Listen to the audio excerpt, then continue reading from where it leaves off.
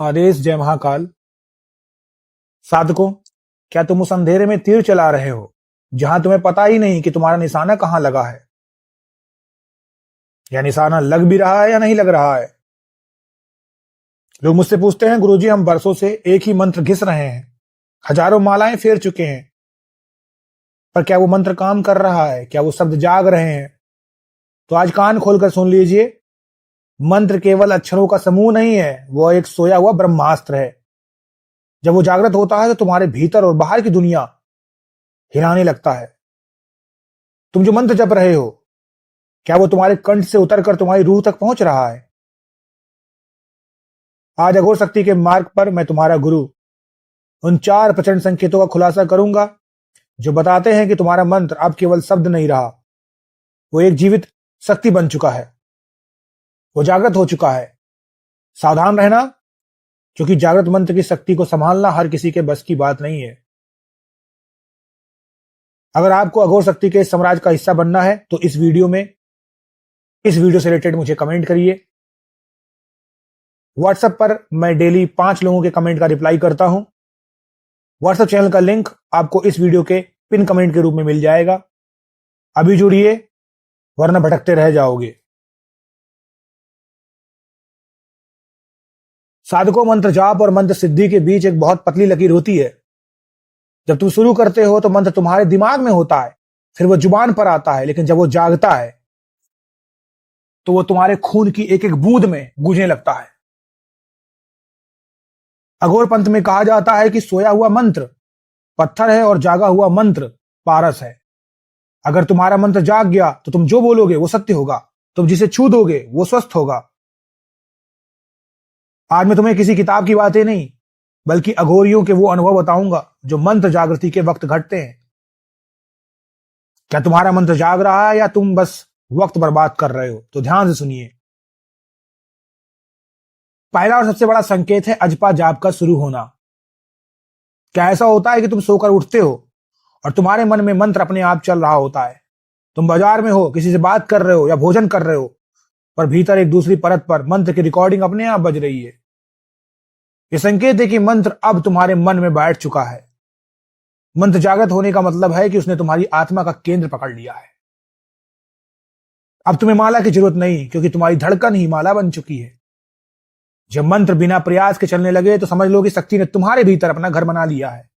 अब वो शब्द नहीं, एक चेतना है जो तुम्हें हर वक्त घेरे रहती है। दूसरा संकेत, क्या तुम्हें जप के दौरान कानों में एक झिंगुर जैसी आवाज सुनाई देती है? शंख की ध्वनि या मंदिर की घंटी, इसे नाद कहते हैं। यह ब्रह्मांडी फ्रीक्वेंसी है जो जागृत मंत्र की रफ्तार से पैदा होती है। इसके साथ ही क्या तुम्हारे आज्ञा चक्र पर भारीपन या खिंचाव महसूस होता है, या रीढ़ की हड्डी में एक गर्म लहर दौड़ती है? मेरे साधकों, यह बिजली नहीं है, यह उस मंत्र की गर्मी है। जागृत मंत्र शरीर को तपाता है ताकि वो अशुद्धियों को जला सके। अगर जब के वक्त तुम्हारा शरीर कांपने लगे या रोंगटे खड़े हो जाएं, तो समझ लो मंत्र की अग्नि प्रज्वलित हो चुकी है। तीसरा संकेत बहुत खतरनाक और शक्तिशाली है। इसे वाक सिद्धि का प्रारंभ कहते हैं। गौर करना इस बात को, क्या पिछले कुछ समय में ऐसा हुआ है कि तुमने गुस्से में या अनायासी कुछ बोला हो और वो सच हो गया हो? तुमने किसी के लिए कुछ भी सोचा और उसके साथ वही घट गया? क्योंकि जब मंत्र जागता है तो तुम्हारी जीभ पर सरस्वती और मां काली का वास होने लगता है। तुम्हारे शब्द अब खाली नहीं है, उनके पीछे जागृत मंत्र की शक्ति खड़ी है। इसलिए अघोरी हमेशा कम बोलते हैं, क्योंकि जागृत मंत्र का साधक हर किसी को श्राप दे, क्योंकि जागृत मंत्र का जो साधक होता है वो अगर किसी को श्राप दे दे या वरदान दे दे तो उसे विधाता भी नहीं टाल सकते। अगर तुम्हारे बोले हुए शब्द सच होने लगे तो सावधान हो जाओ। अब तुम्हें अपनी जुबान पर लगाम कसनी होगी, वरना तुम्हारा एक गलत शब्द किसी का जीवन तबाह कर सकता है और तुम्हारी साधना का फल नष्ट कर सकता है। चौथा संकेत, जब तुम गहरी नींद में होते हो तो क्या तुम्हें अपने सपने में मंत्र के अक्षर चमकते हुए दिखाई देते हैं, या कोई दिव्य पुरुष, सन्यासी या उग्र शक्ति तुम्हें दर्शन देकर उस मंत्र का सही उच्चारण या कोई गुप्त विधि बताती है? जागृत मंत्र साधक को सोने नहीं देता, वो सपने में भी उसे दिशा देता है। अगर तुम्हें सपने में खुद को साधना करते हुए देखने लगो माँ काली की, महादेव की या अपने इष्ट के दर्शन तुम्हें होने लग जाएं, तो समझ लो कि मंत्र ने आह्वान स्वीकार कर लिया है। अब शक्ति तुमसे दूर नहीं है, वो तुमसे बात कर रही है, तुम्हें संकेत दे रही है। ये मंत्र की जागृति का अंतिम प्रमाण है। ये प्रमाण है कि वो तुम्हारी स्थूल दुनिया से निकलकर तुम्हारे सूक्ष्म जगत पर कब्जा कर चुकी है। मेरे साधकों, अगर ये 4 संकेत तुम्हें मिल रहे हैं तो तुम भाग्यशाली हो, लेकिन याद रखना, जागा हुआ मंत्र एक शेर की तरह है।